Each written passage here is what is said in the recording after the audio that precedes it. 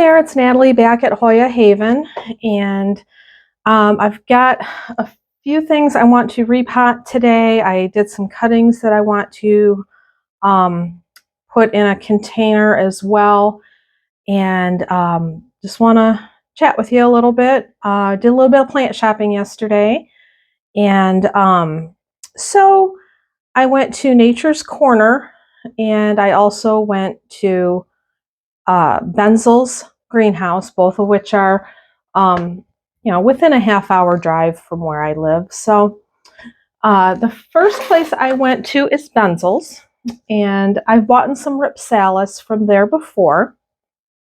And if it was labeled, I don't remember. She tends to put like one big sign out, and sometimes it's with the plants, and sometimes it's kind of questionable. So I'm going to have to look up the variety, but this is the Rhipsalis I came home with, and I don't really have one quite like it. As you can see, it looks like it sun stresses. It gets like red around the margins. Definitely don't have anything quite like this, and I just like the way it looks. So I'm going to be repotting that up today. In addition to this, I also bought a bag of soil from Benzel's. I love their soil. So I don't really get out there that often, but every time I do, I pick up a bag of soil. So this one's going to get repotted. I am going to pot it up in the soil that I bought from Benzel's. Figure she knows what she's doing.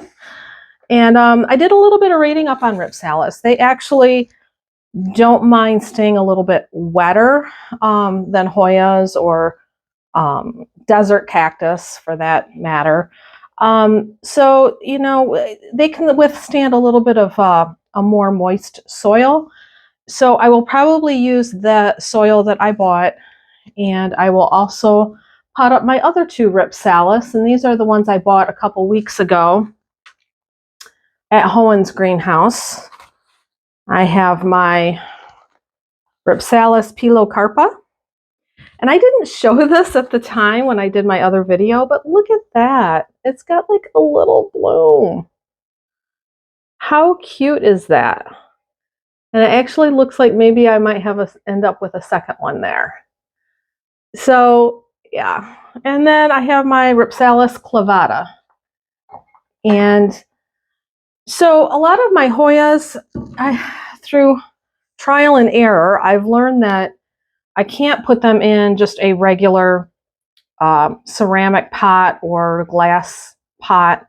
The terracotta really works better for them. So since I had been taking a lot of them out of the other pots that weren't doing so well, I have a lot of pots laying around. So I've got this one. I'm going to clean that one up. I think I'm going to put my pilocarpa in this one. I think that would look good together. And then I have this white one, which originally had a spider plant in it, which I no longer have that plant. And I'm going to put the Rhipsalis clavata in that one. I thought that would look good. And, it's up potting a little bit more than what I would do with a Hoya. But again, I think Rhipsalis are a little bit more resilient. And I don't think I'm going to have a problem up potting. I've never had a Rhipsalis die. I mean, like whatever I do to them, they thrive. So I'll just show you for an example here. Here's some cuttings off my Rhipsalis virgata. And like you just stick them in there and then they just grow. Like you can't stop them, man. You put them in and then within a couple days you go to tug on them and they got roots. So I don't know what I'm doing with these yet, but they're fun. I'm really enjoying my Rhipsalis lately. So anyways, I'm going to be doing that. And then, so that is the one Rhipsalis I showed you is what I got at Benzel's. And then we went over to Nature's Corner. I typically don't go over there a lot. I think they're a little bit overpriced. But I looked around and I found one little itty bitty. He's in an itty bitty pot. And he was just labeled fern. Now, I thought this was a staghorn fern. Like, I've never seen a baby staghorn fern, but that's what I'm guessing. That's what I was guessing it was. It was only $2.99. And so I got up there and she was ringing me up and she said something about it being a bird's nest fern, which it could be. I'm not saying it's not. I'm just saying I had a bird's nest fern before, and this don't really seem like the bird's nest fern that I had.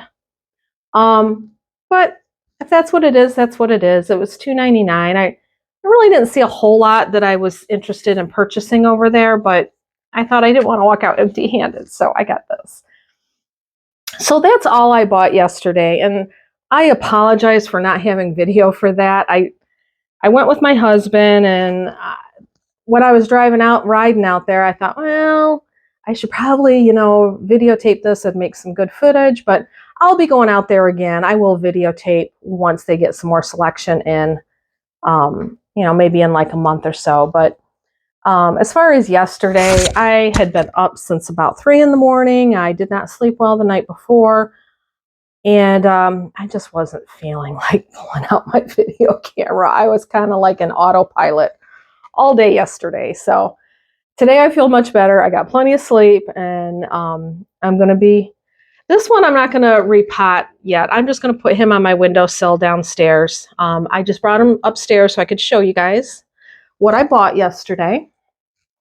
And then in addition to repotting my 3 Rhipsalis I have over here, let me show you what I did yesterday. So this is my Hoya incrusata Eclipse. And I've had it in the grow tent, and it's been growing. It grew all these, but I'm not quite sure. I haven't really quite determined yet if it really likes the grow tent or not. It did help it to grow, but the closer it was growing really tall, and the closer it was getting to the light, the more funky it was getting. And so if you can see, it's not putting out the margins, the white margins. This one looks pretty good, but it's just kind of not really doing what I want it to, as far as, I don't know if it's reverting. I don't know if it's because of the light levels that are in there. And mind you, my grow light is on the lowest level. Like, other than turning it off, there's not anything else I can do. And it was a package deal. I didn't really know much about what I was getting, when I bought it. I bought the whole package together, but it's a pretty strong light. I'm finding that I'm moving some of my plants out of there that can't take it, and swapping them out for ones that actually do better in there. So I'm it's a little bit of a learning curve, but definitely don't want to burn up any plants. Anyways, I would like to start getting more leaves back like this one. And I know I've heard other people, they say if you cut your plant back, it'll, if your plant is starting to revert, it'll put out leaves like it had been before it started reverting. So I cut them last night. That's what I've got left. And I've got these, and I'm going to pot these up and see what happens. So I may, at some point, maybe I might put them all back together again, but I definitely didn't need it to be as long as what it was. So I'm going to do something with these today. And then if I have time, if you remember my struggle plants episode, this is my variegated Wyetii. And I can't look at them anymore like this. I just can't. So I'm thinking I'm going to dig into him today. I may be repotting. I may be chopping and propping. I don't know. I just know that I cannot look at him like this anymore. I'm about ready to throw him in the garbage and go buy another one, because variegated Wyetii are supposed to be very, very pretty. The first one I had was absolutely beautiful, and this is just getting ugly. So I'm going to find out once and for all what's going on with this. And then I have one more plant here I'm going to show you, but I'm not doing anything with it today. Just a plant update, I guess. This is my Hoya polyneura. And it was doing very well. I actually think it was in one of my Fab Fave. It might have been my Fab Fave of February, if I remember correctly. Anyways, it was doing great. And then all of a sudden, the leaves started getting all droopy and they started getting yellow. And I'm like, what is going on? I don't see any evidence of bugs. I can see the roots. They're right in there. They look great. The roots look great. So the only other thing I could think of is it getting a fungus? So I pulled it out of the grow tent. I sprayed it with fungicide, and yeah, I'm not doing anything with them today. I just thought I'd show them to you. So to be continued. I've heard other people say polyneuras are easy. That has not been the case for me. Just putting that out there. So anyways, there's that. All right, so I'm going to put you on hold for just a moment while I get some soil together and clean a couple pots, and we're going to pot up these Rhipsalis. All right, I am back, and so I realized I needed a third pot, and so I'm trying to use up the ones that aren't terracotta for my Rhipsalis. Like I said, I did find this one, so this will be my third pot.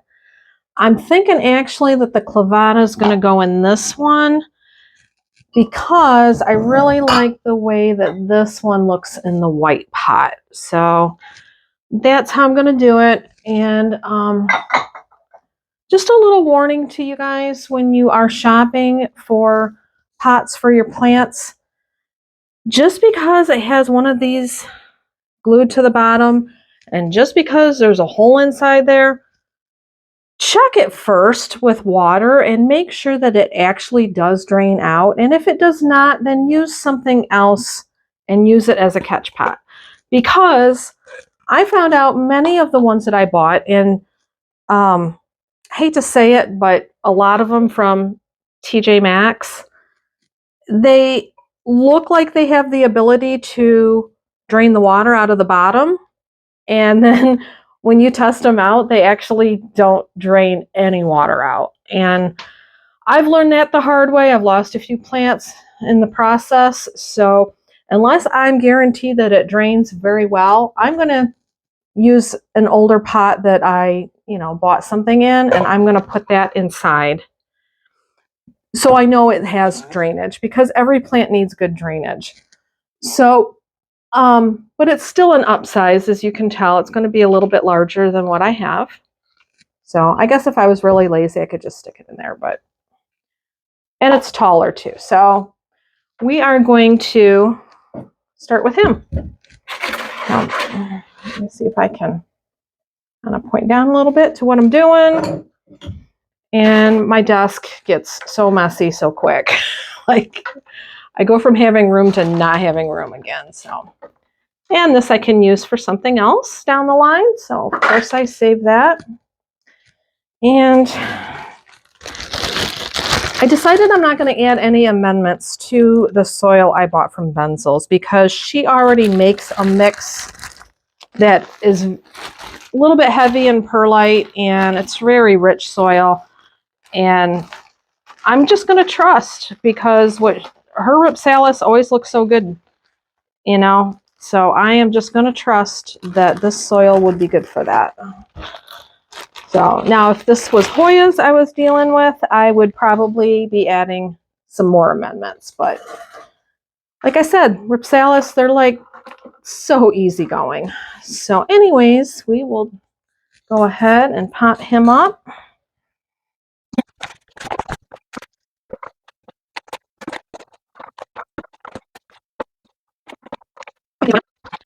And I did not put screen in the bottom, but this container is a little bit different, a little bit harder to put a screen in. I suppose I probably could have put some rocks or something at the bottom, but that's okay. He's done. I will water them all at the end. So for right now, there we go. And all of my Rhipsalis will go downstairs. I'm going to put them in my on my baker's rack down in my downstairs plant room because they're pretty far off from the window. And Rhipsalis, they do not like direct sunlight, so we don't want to burn these guys up. So I'm kind of thinking I might end up making that baker's rack kind of like a Rhipsalis collection eventually. So, but for sure, these ones will be going down there. So there we go. And one more thing with Rhipsalis too, they all propagate so easily. So at some point in time, I will probably cut some off of this and start filling in the other side. But I'm not going to stress this guy out any more than what I need to today. So we're going to let him get settled in and get some good growth going, and then I will propagate. So that's it for him. Okay, what do we want to do next? Let's do the Pilocarpa. So this is the pot I'm going to put him in. I just thought something about the hairy look to him and this clear brown pot just I thought would look really cool. And this pot I got, it's like that Visions cookware from the 80s. So last summer I bought, somebody was selling a whole collection of gardening stuff, both indoor and outdoor gardening, for like 30 bucks. And it was a ton of stuff. Like they were just cleaning out their whole entire garage. I mean, I got a bird bath. I got all kinds of outdoor pots. Like it was a ridiculous amount of stuff for $30. So this is one of the pots that came with it. And I tried doing my Hoya compacta variegata in it, and I tried to up pot way too much. So I had to back off on that, put it in a smaller pot. I actually have it in, I think, 3 smaller pots right now. And but this will be perfect for Rhipsalis because they can handle that. So this is going to be the new home for my Pilocarpa.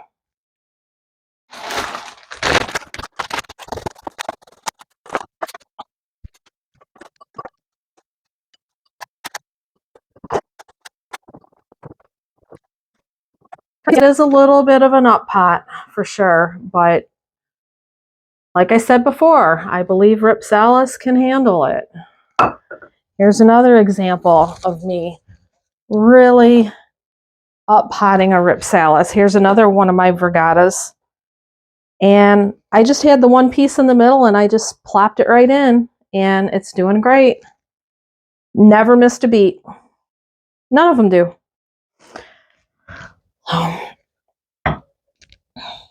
All right. Put his sign back in there. Eventually I'll get my label maker out and make sure they all have label maker labels, but in the meantime, there's my Pilocarpa. All right. And I'll do the same with him. After he gets growing real good, I will probably take some cuttings and fill in the side that's lacking a little bit. So, all right. So next is my, as of right now, no ID Rhipsalis. I will do some research on him later tonight and see if we can't get a name for him, but he's super cool. So,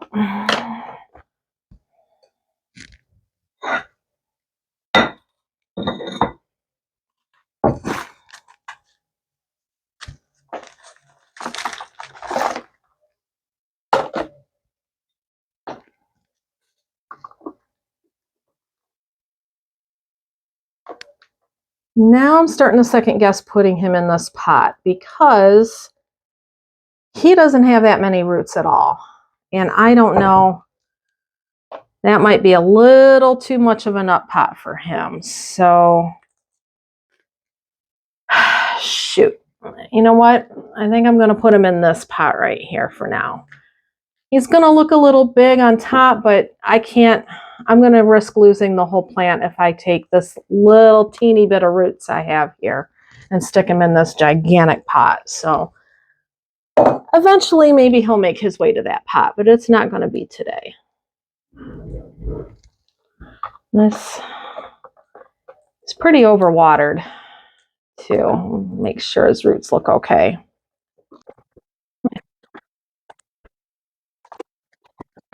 And this one, I am not going to water for a few days because I really don't want to take any more roots off than what I just did.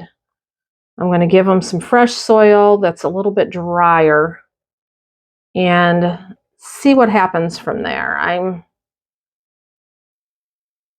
think the jury's out on this one. Hopefully he doesn't end up with root rot, but definitely had a lot smaller roots in there than what I thought he did. I need to cut this one more.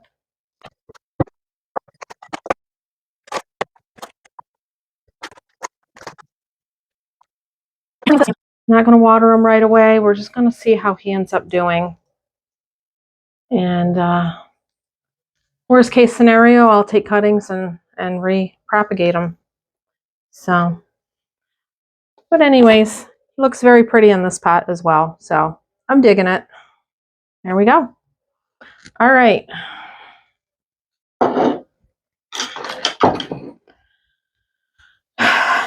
Now,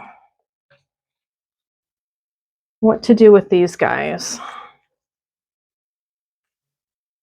Not sure if I should try a water propagation to get some roots going. You know what? I think that's what I'm going to do. Like I told you before, I got all these kinds of propagation containers hanging all around the house. So got one right here. And I'm going to leave them up here. There's a lot more humidity up in the upstairs plant room because I'll show you why. You see up here, see that hose up on the top of my grow tent? That is constantly putting out the air. There's constant air circulation in my grow tent, and that is where the air is coming out of. And I've learned that if I shut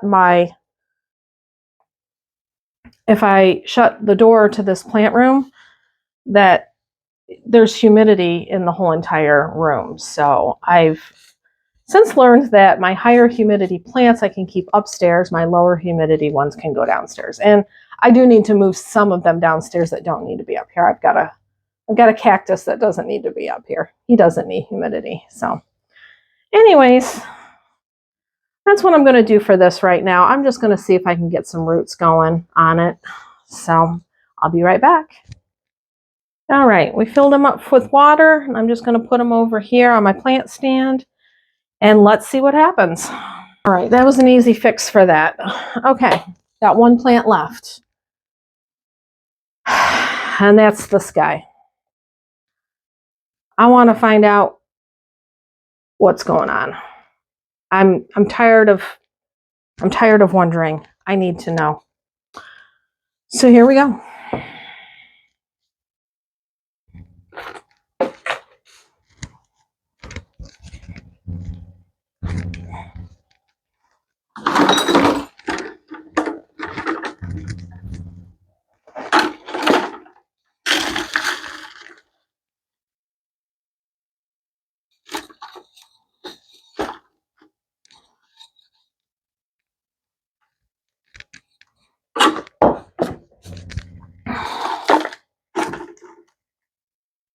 All right.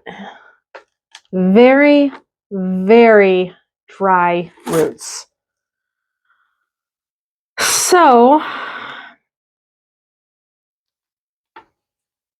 he may not be a plant that I want to keep in terracotta, which is funny because the last variegated Waieti I lost because of root rot. So I thought the answer was terracotta. Well, apparently that's not the answer either. Apparently he's just difficult. So I'm going to go ahead and pull off all these little stinky roots. And shoot, I don't even know if this one's worth saving. Yeah, I'm just going to pitch everything that it was in. Take off most of the roots, probably all of the roots, and I'm going to start over. I don't know what else to do. Other than, like I said, throwing it away. But no, plant mom never gives up.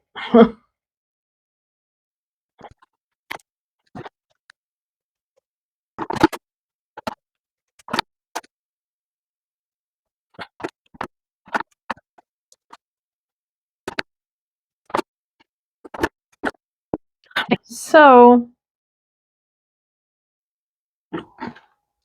I'm going to repropagate all of my pieces here. And some of them I don't even know. I don't even think this one would make it. That one's getting pitched. I think I'm going to use the soil from Benzels. I've tried water propagating Hoya wyetii variegated before, and it did not work. I'm definitely not putting it back in terracotta. I'm starting to think that I got to treat this one completely different than I do other Hoyas. I'm not even going to use a chunky mix. I'm going to use the mix that I got from Benzels. And keep it wet, you know, not sopping wet, but just wet enough for the roots to take off. So, yeah. And there's a couple I probably want to let dry up. So I may not be doing this right away. I think I'm going to go ahead and stop now. I'm going to give this time. I made some cuts into these stems, so I need to give it time to dry up. I think that's something I've not done in the past, and that's not done well for me. And see if we can get these to reroot. So, all right. Well, thanks for joining me in my little planty adventures today. And hope you guys all have a happy Sunday. I know I am. It's just kind of a day where I get to play around with my plants. And hey, the sun's shining outside in Ohio, so that's pretty good. A lot better than yesterday. So, thank you for joining. Please like, share, subscribe. I hope to see you on the next video. So thank you. Bye-bye.